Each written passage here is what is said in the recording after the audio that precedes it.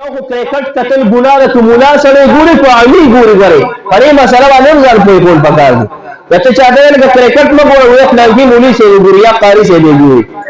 که یو مولی ګوري که قاري صاحب یې ګوري د دې لپاره یو دلیل نشته چې یا ګوته زمونږ خوږ شي مونږ لمونځ نه کوو خپه هم لږه شان کې خوږ شي بیا مونږ لمونځ نه کوو یاره زه بیمار یم لږ شان په سر درد راشي یاره مونږ لمونځ نه کوو مونږ په سر درد دی تمه ده او بیا په دې ډول کې اوس خو ډېر خطرناک وخت دا دی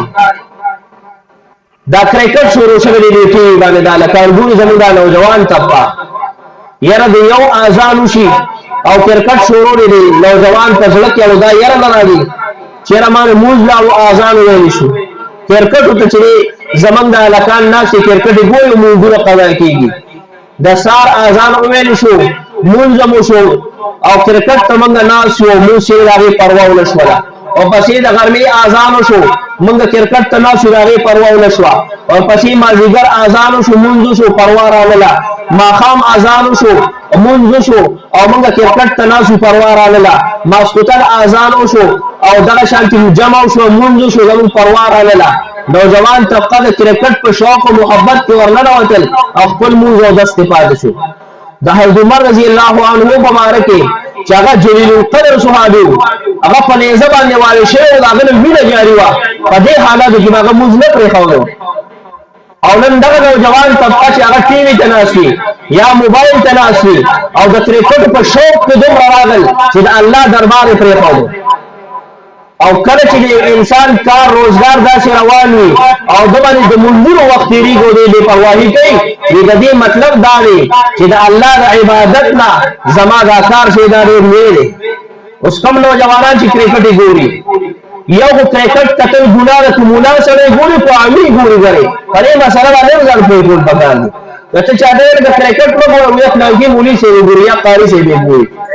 که یو مولی ګوري که قاري صاحب یې ګوري د دې لپاره یو دلیل نشته چې تا کرکټ پرې ګور نوې آیات نه دی نازل شوی او نن نوی حدیث راغلی دی د کرکټ په یو خو د سترګو ګناه جدا شروع ده چې هغه ته ګورې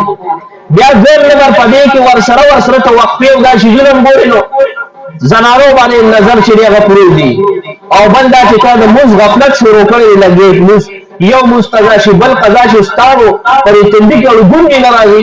دا څومره د ژړا خبره ده دا ډېر د افسوس او د ژړا خبره ده او د دې مونځ نه کولو په وجه باندې په کور کې څومره بې اتفاقۍ راځي په کور کې چې دی څومره نحوست راځي پیغمبر علیه السلام یو صحابي و راغی یا رسول الله وی کور کې برکت نشته وی دروازې ته چې یو پرده ځوړنده کړه بیا یو څو ورځې بعد راغی وی زما کور کې برکت راغی خو دا څه وجه وه چې تاسو ما ته د پردې حکم وکړو ما پرده ولګو نو اوس خیر او برکت هم راغی او دې نه مخکې چې زموږ په کور کې نحوست او برکت پکې نه و وی ستاسو دروازه باندې یو بېلمازه سړی به تېرېدو د هغې د وجې کې نحوست او خیر او برکت ختم شوي اوس یو سړی په دروازه باندې تېرېږي د هغه د لاسه کور ته نحوست راځي بې برکتي راځي او په کوم کور کې چې بېلمازه موجود وي یو زوی بېلمازه شو یو لور بېلمازه شوه دوه زامن بېلمازه شو درې زامن څلور او داسې د کور ټول افراد بېلمازه شو وایي دا کور چې دی دا به د شر نه خالي شي بلکل نشي کېدی دې کور کې مدام جګړې وي په دې کور کې بې برکتي وي په دې کور کې به نفرتونه وي بیا نو د حضرت عمر صاحب د دغې زخمونو نه چې سبق اخیستل پکار دي چې هغه ته د جنت کېدو زیر هم راغلی و د الله رسول چې معراج ته لاړو د هغه جنت یې ولیدو او د هغې باوجود د عمر صاحب او ژړل دی و یا الله که په عمر دې رحم ونه کړو عمر به هلاک شي نن موته ته جنت زیری نه راغلی موږ بې پروایۍ کې لګیا یو دا لکان په کرکټو کتو کې لګیا یو لمونځونه قضا کېږي او صحابو سره به دا فکر دی هر څه باوجود د جنت زیری ورته راغلی لیکن مونځ او داسې نه دی پرېښی د جنت زیری راغلی د الله دربار نه دی پرېښی د جنت زیری راغلی خپل دین اسلام لپاره جذبه نه ده پرېښی الله دې زموږ ټولو په حال باندې په خپله باندې رحم وکړي د حضرت عمر رضی الله تعالی عنہ اتباع دی الله مونږ ټولو ته نصیب کړي د نن نه انشاءالله مونږ تاسو ټول توبه وباسو چې انشاءالله اوس پورې څومره کوتاهي شوي مونږ او داسې هغې کې کوتاهي کړې آینده لپاره به داسې نه کوو فهم ده کړه انشاءالله